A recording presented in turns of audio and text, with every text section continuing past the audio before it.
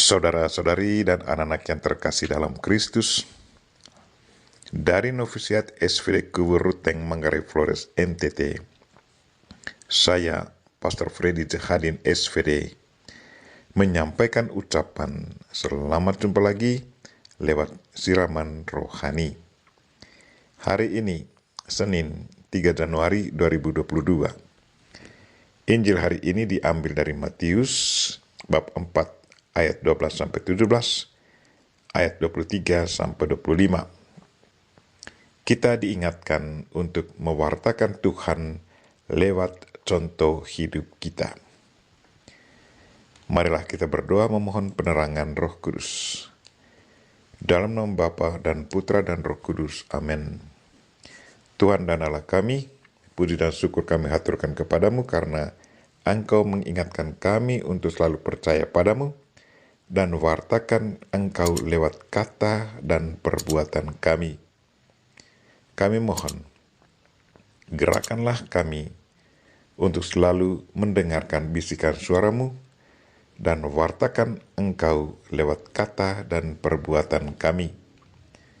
Tuhan, utuslah Roh Kudus-Mu, terangilah pikiran dan hati kami, agar sabdamu yang akan kami dengar dapat kami pahami dengan baik, dan isi pesanmu dapat kami hayati dan amalkan dalam hidup harian kami.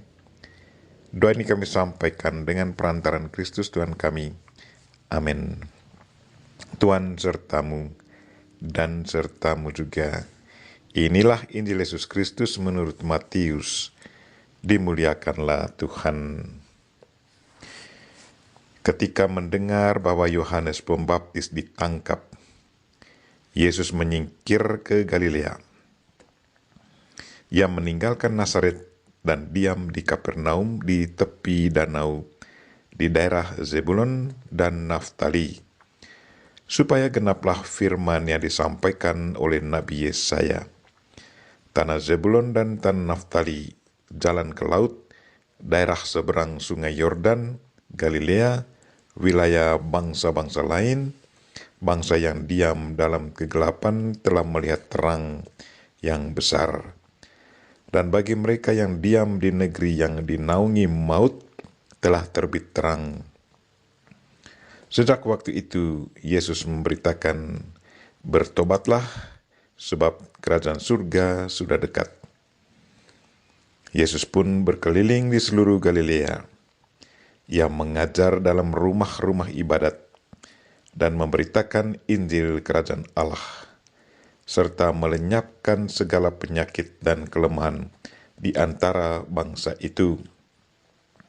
Maka tersiarlah berita tentang Dia di seluruh Syria, dan dibawalah kepadanya semua orang yang buruk keadaannya, yang menderita pelbagai penyakit dan sengsara, yang kerasukan, yang sakit ayan, dan lumpuh. Lalu Yesus menyembuhkan mereka. Maka orang banyak berbondong-bondong mengikuti Dia. Mereka datang dari Galilea dan dari Dekapolis, dari Yerusalem, dari Yudea, dan dari seberang Yordan. Demikianlah sabda Tuhan. Terpujilah Kristus. Saudara-saudari dan anak-anak yang terkasih dalam Kristus, tema renungan kita hari ini ialah wartakanlah Tuhan lewat contoh hidup kita. Menurut Injil hari ini, sewaktu mendengar bahwa Yohanes telah ditangkap, Yesus menyingkir ke Galilea. Pertanyaan kita, apakah penyingkiran Yesus Kristus ke Galilea ini sebagai ungkapan rasa takut akan Herodes yang telah menangkap Yohanes Pembaptis? Yang pasti bahwa Yesus tidak pernah merasa takut akan apapun. Dia menyingkir ke Galilea untuk menggenapi firman Tuhan. Injil katakan bahwa Yesus berkeliling di seluruh Galilea, mengajar dalam rumah-rumah ibadat dan memberitakan Injil Kerajaan Allah, serta melenyapkan segala penyakit dan kelemahan di antara bangsa itu. Jadi bukan karena ia takut akan Herodes, tetapi ia mau mewartakan kerajaan Allah sudah dekat. Menurut penginjil Matius, Galilea adalah tempat pertama di mana Yesus Kristus mulai tampil di depan umum. Galilea adalah tempat ia mulai mewartakan sabda Tuhan. Galilea adalah tempat Yesus Kristus mengajar dan mengajak orang untuk bertobat. Galilea adalah tempat di mana Yesus Kristus mulai menunjukkan kuasanya sebagai anak Allah. Galilea adalah tempat Yesus Kristus memanggil para muridnya. Yesus menggenapi apa yang sudah difirmankan oleh Nabi Yesaya bahwa anak Allah akan mengelilingi seluruh Galilea, memberitakan Injil Kerajaan Allah dan melenyapkan segala penyakit. Kehadiran Yesus Kristus di Galilea sungguh mendatangkan kebahagiaan bagi mereka yang sudah lama merindukan perubahan hidup. Kehadirannya sudah mendatangkan harapan baru. Kehadirannya sudah membawa satu semangat baru untuk memulai sesuatu yang baru demi masa depan yang cerah. Kehadirannya sungguh mendatangkan keselamatan. Tuhan sungguh baik. Ia setia akan janjinya.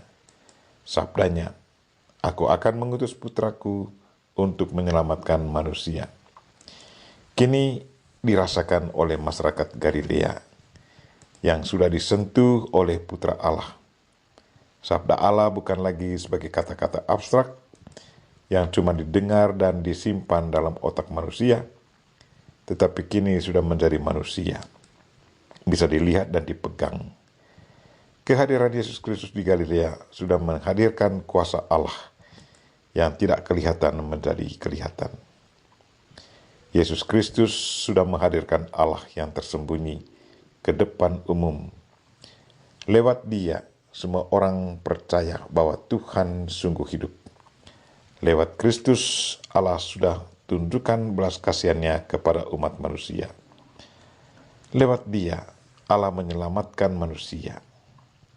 Yesus Kristus dalam hidupnya selalu menjalankan perintah Bapanya.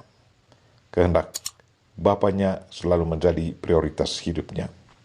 Dia menghadirkan Allah Bapa ke dalam dunia. Siapa melihat Dia, melihat Bapa, karena Ia dan Bapa adalah satu. Pertanyaan untuk kita, apakah kita sungguh merasakan kehadiran Kristus dalam diri kita?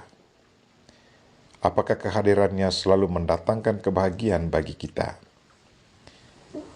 Sebagai murid-murid Kristus, apakah kita juga mengikuti teladan Yesus Kristus?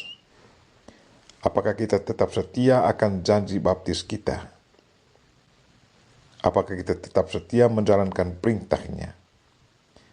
Apakah kita tetap setia dan bertanggung jawab akan panggilan hidup kita? Apakah kita selalu tampil menjadi saksi Kristus di tempat kerja kita? Saudara-saudariku yang terkasih dalam Kristus, sebagai orang beriman yang dipanggil, kita punya tugas dan kewajiban untuk mewartakan Tuhan. Karena itu, marilah kita memohon berkat Tuhan agar kita bisa menjadi pewarta Tuhan lewat contoh hidup kita. Marilah saudara-saudari, pandanglah Yesus Kristus. Mintalah kekuatan padanya. Semoga kita selalu sanggup menjadi saksi Kristus lewat contoh hidup di mana saja kita berada. Kita mohon Bunda Maria untuk mendoakan kita. Amin. Marilah kita mohon berkat Tuhan. Tuhan sertamu dan sertamu juga. Semoga saudara sekalian dan mereka-mereka yang kita doakan pada hari ini dan segala aktivitas kita sepanjang hari ini dilindungi, dibimbing, dan diberkati oleh Allah yang Maha Kuasa, Bapa dan Putra dan Roh Kudus. Amin.